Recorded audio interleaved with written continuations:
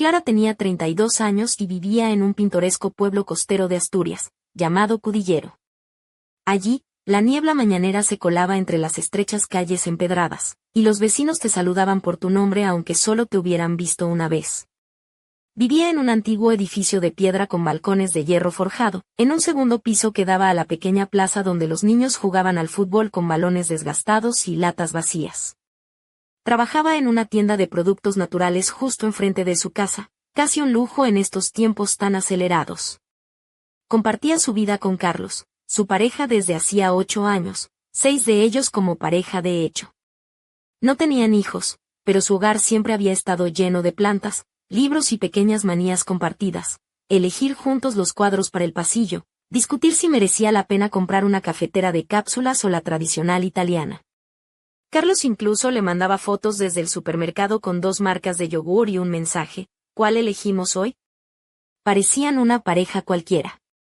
Él con su chaqueta de punto azul marino, ella con vestidos amplios y botas de cuero gastadas, un estilo que había inventado entre revistas antiguas y ropa de segunda mano, pero había algo en ellos que los hacía diferentes.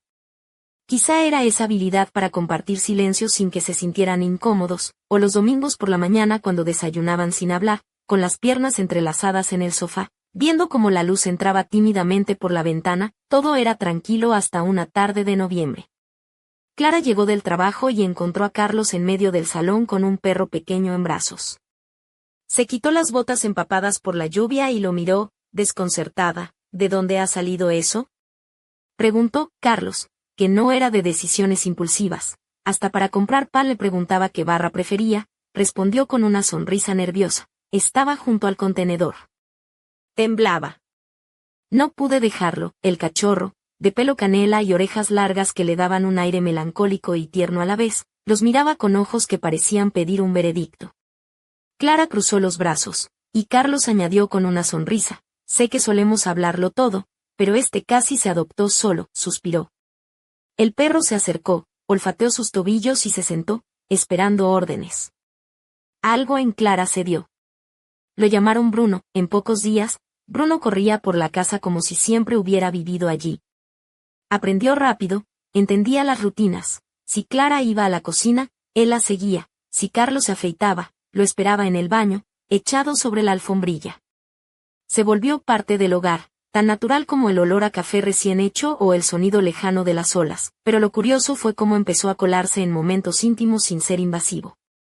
Como aquella noche, después de una velada especialmente intensa, cuando Clara, con la piel aún sensible, envuelta en una sábana fina y el pelo revuelto, estaba sola en la cama y Carlos se duchaba.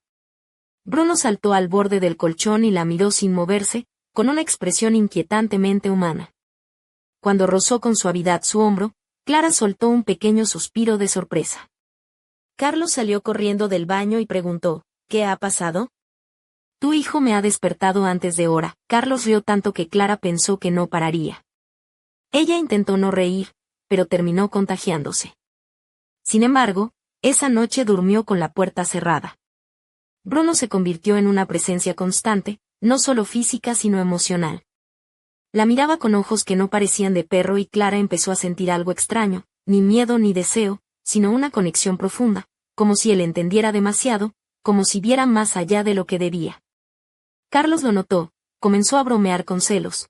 Cuidado, que Bruno quiere ser uno más en la cama, pero sin almohada. Reían, pero debajo de esas bromas había algo que ninguno quería nombrar aún. Una mañana, mientras preparaba café con un camisón blanco y calcetines gruesos, Bruno se sentó a su lado, la miró como alguien que esperaba una señal. Tocó con el hocico el borde del camisón, un gesto suave, nada agresivo ni inocente. Esa noche, Carlos, acariciándole el brazo mientras veían una película, murmuró: «Has cambiado, Clara». «Hay algo en ti por Bruno». Ella susurró una pregunta y él asintió, sin juzgar, solo afirmando: «Lo entendería. Si pasara algo, es raro, pero no imposible». Nosotros nunca fuimos normales, no fue necesario responder. Ya los tres compartían un espacio que no era del todo racional, un triángulo invisible que no sabían cómo había nacido, pero que no podían deshacer. Mientras las luces de Navidad comenzaban a colgarse entre los balcones de Cudillero, la atmósfera en casa era cálida, íntima y densa. Bruno cada vez dormía más cerca. Seguía a Clara por la casa y se tumbaba a su lado en el sofá, tan cerca que podía sentir su respiración en los tobillos. Una noche, mientras doblaba ropa, Clara llevaba un vestido largo de punto color borgoña, ceñido al cuerpo, medias negras gruesas y un pañuelo en el pelo que no había pensado demasiado. Sintió un roce leve en la parte trasera de la rodilla. Era Bruno, tranquilo, con una mirada que brillaba con una pregunta muda. Ella no se apartó. Lo miró un segundo más de lo necesario. Luego siguió con la ropa, pero sus manos temblaban. Carlos llegó más tarde, con el pelo mojado por la lluvia, la saludó con un beso largo y se abrazó a ella por detrás mientras preparaba una infusión. ¿Estás distinta? ¿Más suave? ¿Más receptiva? Preguntó Clara. A ti misma, respondió él. No hablaron más, pero la frase quedó suspendida en el aire, como un perfume. Al despertar antes que Carlos, Clara se puso una vieja camiseta gris con el dibujo de un faro, unas bragas cómodas y se dirigió al salón. Afuera, la lluvia golpeaba el tejado con ritmo constante y una niebla fina envolvía las calles. Encendió la lámpara de pie y se sentó en el sofá con las piernas cruzadas. Bruno apareció enseguida, subió sin permiso, cosa que no solía hacer, y se acomodó a su lado. Su calor era agradable, su proximidad tentadora, y de repente la miró como quien espera que ella dé un paso. No movió ni una pata, pero sus ojos tenían intención. Clara se removió en el sofá y, sin pensarlo, dejó caer una pierna al suelo. Bruno acercó el hocico lentamente y, cuando su lengua rozó el empeine de su pie descalzo, ella cerró los ojos. No había lujuria en ese gesto, pero sí una carga intensa, como un saludo secreto, un pacto silencioso, una línea más cruzada en ese territorio sin mapa. En ese momento, Carlos entró, los encontró así, no dijo nada, solo observó. Se acercó, se sentó junto a Clara y tomó su mano. Ella la apretó. Él se inclinó y besó su cuello con suavidad. Si alguna vez quieres que te observe, dilo, murmuró. No tienes que esconderlo. Esa noche no hubo sexo, solo contacto. Las manos de Carlos sobre la espalda de Clara, su respiración pausada, y Bruno, cerca pero sin invadir. En el silencio, algo crecía, una tensión dulce y desconocida. Días después, mientras preparaban la cena juntos, Clara en pantalones de lino y blusa abotonada hasta el cuello, Carlos descalzo y con vaqueros. Él propuso un juego. Confía en mí, dijo. Te voy a vendar los ojos. Ella asintió con una sonrisa nerviosa mientras él le cubría los ojos con una bufanda de lana. La llevó de la mano hasta el sofá. No hablaré, solo sentirás, advirtió. Puso música suave, le colocó una manta sobre las piernas, le acarició la mano, y después, un suspiro cerca del oído. Luego sintió una lengua, pero no era la de Carlos. Era más cálida, más húmeda, más precisa. Era Bruno. Clara se sobresaltó, pero no se apartó, se quedó quieta, no por miedo sino por curiosidad. Carlos notó su respiración agitada y le susurró, ¿estás bien? Sí, respondió sin abrir los ojos. Sintió la mano de Carlos en su muslo, el hocico de Bruno junto a su tobillo.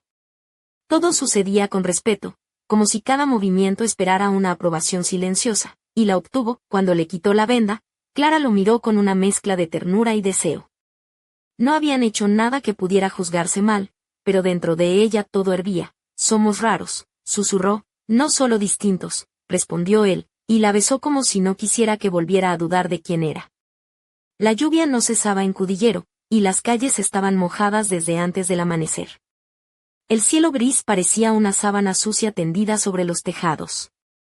Clara caminaba cada mañana bajo su paraguas de lunares con sus botas altas de cuero marrón, esas que a Carlos tanto le gustaban, con suela ruidosa y tacón bajo que él decía que hacía que su andar sonase como una canción antigua, pero dentro de casa el clima era diferente, cálido, lento y cargado de tensiones no dichas.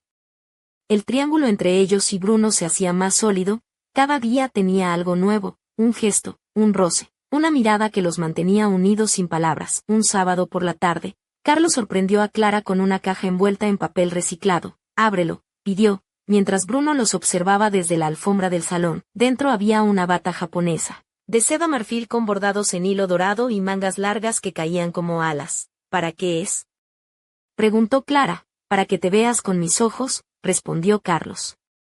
Para nuestra noche. Clara se duchó lentamente con agua caliente y un jabón que olía a azahar. Se vistió con la bata sobre la piel desnuda, sin sujetador ni ropa interior, solo esa tela suave como una brisa. Cuando salió, la casa estaba en penumbra, velas aquí y allá, música instrumental, el suelo cubierto con alfombras y cojines. Carlos estaba descalzo, con camisa de lino y pantalón claro. Bruno se levantó al verla, ladeó la cabeza y tensó el cuerpo, como si supiera que aquella noche era diferente. Carlos le extendió la mano. Hoy no hay guión, solo tú y lo que sientas. Se sentaron en el suelo, Clara sobre sus piernas, él frente a ella. La miraba con la calma de quien ya no teme nada. Le tocó el rostro, luego los hombros, bajó las manos a sus rodillas temblorosas. La seda no ocultaba nada, y sentía su mirada quemándole la piel. Bruno se acercó. Clara lo observó, Carlos también. Y entonces ocurrió algo inesperado. Carlos tomó una cinta de algodón blanca y se la colocó suavemente sobre los ojos, para que no pienses, solo sientas de nuevo esa sensación de rendición. No había peligro, solo curiosidad y confianza. Clara no veía nada, pero sentía todo. Los dedos de Carlos rozaban su nuca, su aliento cerca del oído, un susurro. Ahora él también está aquí. Sintió el calor del cuerpo de Bruno, no sabía dónde exactamente, pero su respiración era inconfundible. Luego una lengua, primero en la pantorrilla, luego más arriba, con lentitud que no ofendía ni invadía. Carlos apretaba su mano, la anclaba. ¿Estás bien?, preguntó con voz baja. Sí, respondió con la boca seca. Cuando le quitó la venda, no tenía miedo. Bruno ya se había retirado, tumbado junto al sofá como si nada, pero la energía seguía flotando en el aire. Carlos acarició su pierna, subiendo despacio la tela de la bata, no para excitar, sino para mirar, como si sus muslos contaran una historia que solo él quería escuchar.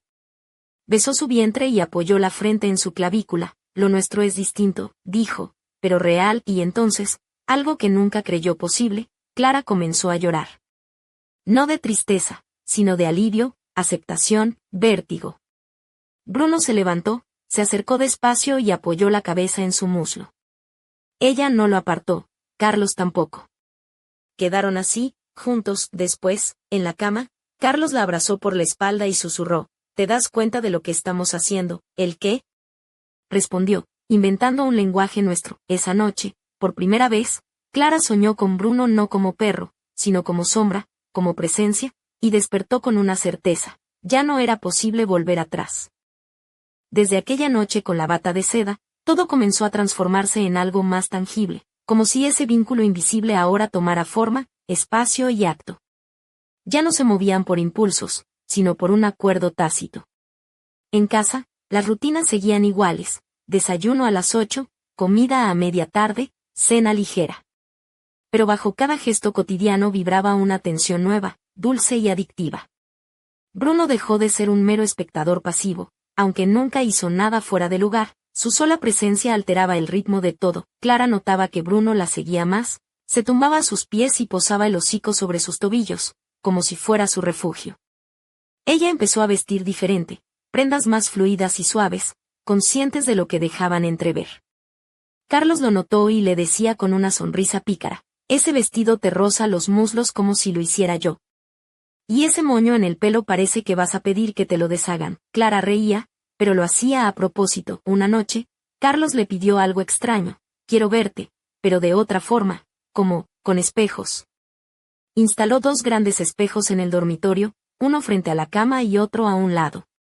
No lo dijo, pero Clara entendió. No era por voyeurismo, sino para ver, para entender lo que ya se sentía. Se vistió con un conjunto que no se había atrevido a estrenar, un body negro de encaje cerrado al cuello, con espalda descubierta y mangas largas, medias de red gruesa, nada más.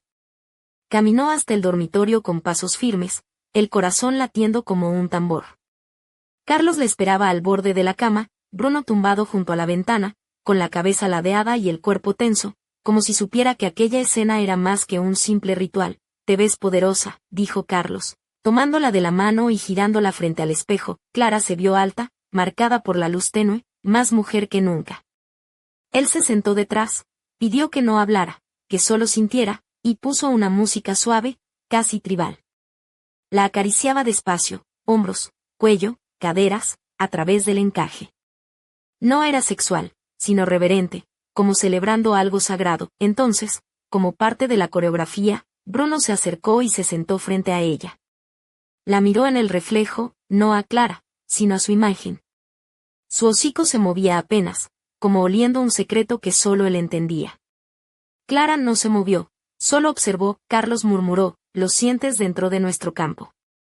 No toca, no invade, solo pertenece. Bruno dio un paso, luego otro. Clara no supo si quería detenerlo o no. Se detuvo y apoyó la cabeza sobre su pie cubierto por la media de red. Nada más. Pero el contacto fue eléctrico, no sucio ni obsceno, elocuente. Desde fuera, Clara se veía como otra, una mujer nueva que ya no juzgaba sus propias sensaciones. Carlos acarició su espalda por encima del encaje y besó su hombro.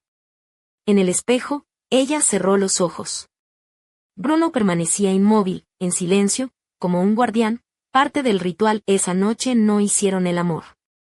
No hacía falta. Se acostaron vestidos, ella aún con el body, Carlos abrazándola por la cintura, Bruno a los pies de la cama.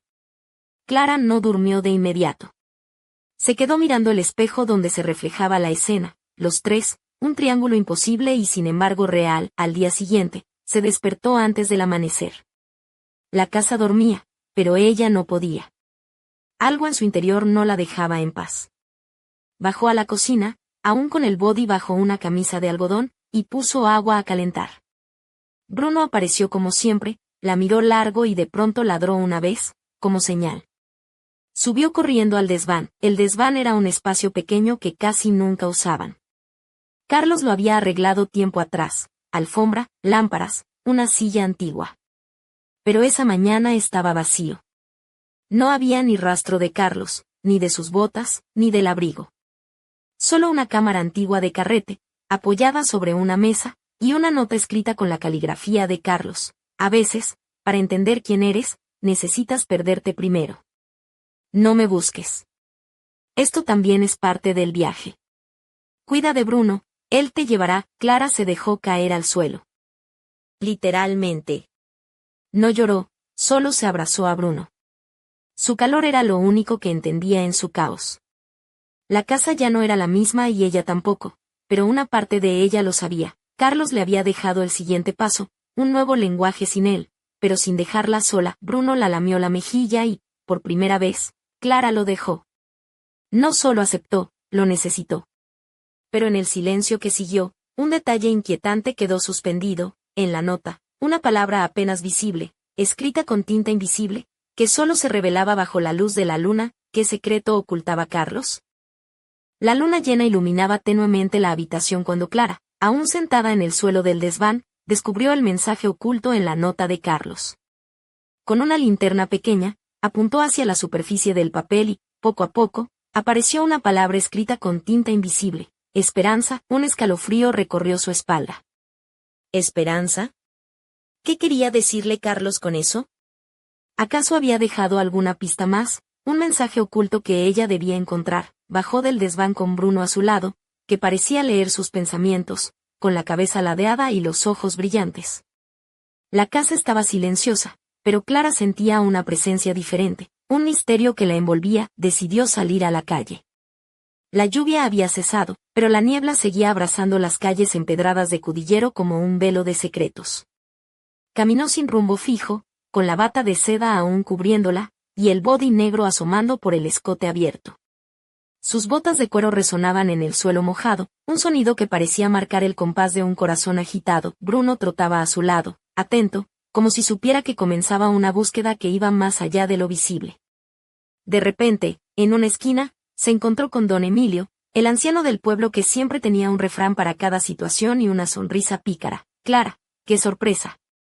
¿Buscando a Carlos o a ti misma?